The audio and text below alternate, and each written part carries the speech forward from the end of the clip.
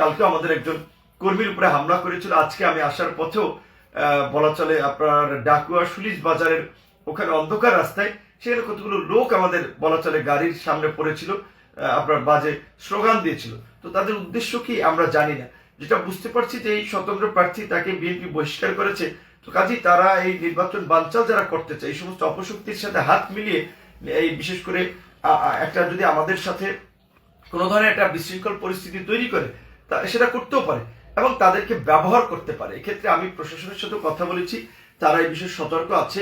আমি বিএনপির বিশেষ করে ঊর্ধ্বতন মহলেও এই বিষয়টি পৌঁছবো, কারণ দেখা যায় এরা নির্বাচনে মাঠে নেমেছে, স্বাভাবিকভাবেই এদেরকে যদি কেউ ধরেন 2-20 কোটি টাকা দেয় যে না তোমরা ভিপি নুরের নির্বাচনকে বা নির্বাচনী সমাবেশে হামলা করো একটা, কিংবা তার উপরে একটা আক্রমণ করো, 20-50 কোটি টাকা তারা তো মনে করবে এটা তাদের জন্য একটা বড় পাওয়া। আর তাদের এই যারা প্রার্থী আছে তারা তো একটা ধান্দাবাজি সুযোগের জন্য আসলে নির্বাচনে নেমেছে, তারা বিভিন্নকে ঠেকাতে। তো আমরা যেহেতু জাতীয় পর্যায়ে রাজনীতি করি, কারণ এই যে ওসমান হাদির মৃত্যুর পরে আমরা যেটা বিভিন্ন পত্রপত্রিকায় দেখেছি বেশ কিছু মানুষকে টার্গেটে রাখা হয়েছে, তার মধ্যে আমিও আছি।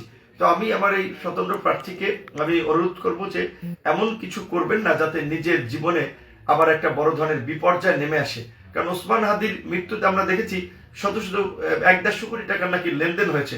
কাজে এই টাকার লোভে পড়ে এই গলাচিপা 10 মিনার এই শান্তিপ্রিয় জনপদকে উত্তপ্ত করা, সন্ত্রাসীদেরকে লেলিয়ে নির্বাচনের মাঠে একটা ভীতিকর পরিস্থিতি তৈরি করা, এগুলো করলে কিন্তু আপনি যত বড়ই নেতা হন আপনি বক্তব্যে বলেছেন প্রশাসন নাকি আপনার বাসায় ভাত রাঁধে।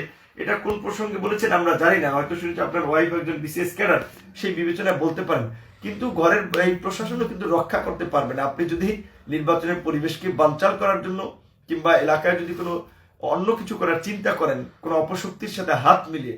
এই জনপদের মানুষ ইতিমধ্যেই তাদের সন্তান হিসেবে আমাকে গ্রহণ করেছে, আমাদেরকে আপন করে নিয়েছে।